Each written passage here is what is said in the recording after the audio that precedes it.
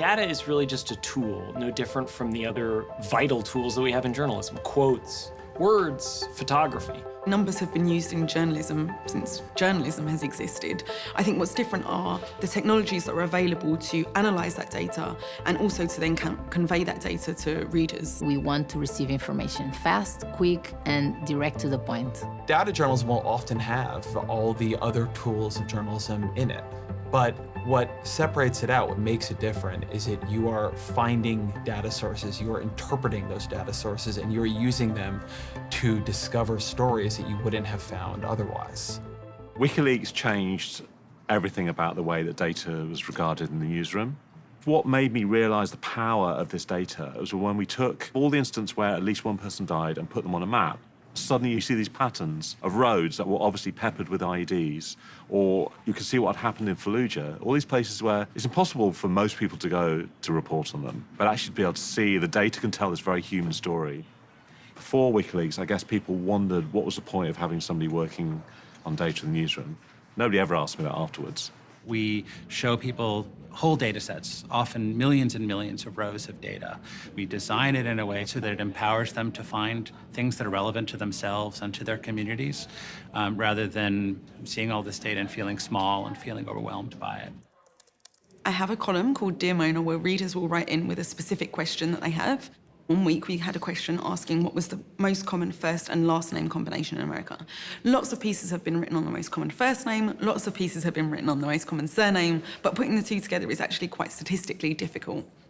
I think readers walked away with some really interesting piece of information about what the most common name is, but I also think it told a bigger story about immigration. The fact that a lot of the top 20 surnames are Spanish ones talks to how much this country has changed.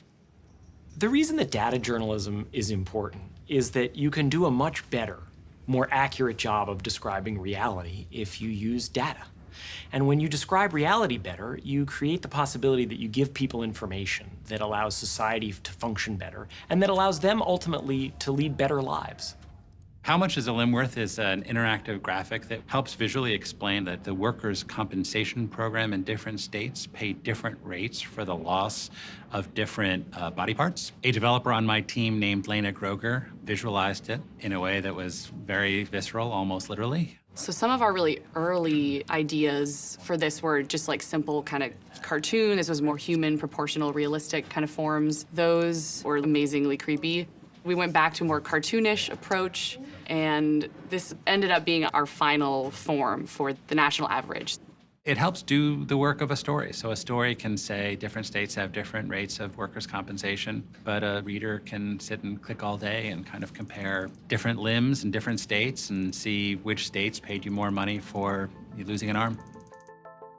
I think that journalism is evolving to include readers, listeners, viewers in far more hands-on ways, and I think data journalism is a really powerful part of that. It's not a monologue anymore, it's a dialogue. It's a conversation where users and readers have every day a higher voice. We're able to find stories that I don't think we were able to a few years ago thanks to the technology that we have available to us. We're helping reinvent an entire industry, helping inform people in ways that they were never informed before. I think it's vastly better to be a journalist now. If you look at the kind of stories we're able to write now, if you look at the kind of writing we're able to do, if you look at the data we have at our disposal, it is so much more interesting. It is so much more varied. We will know that we've done a good job on this when people stop using this term.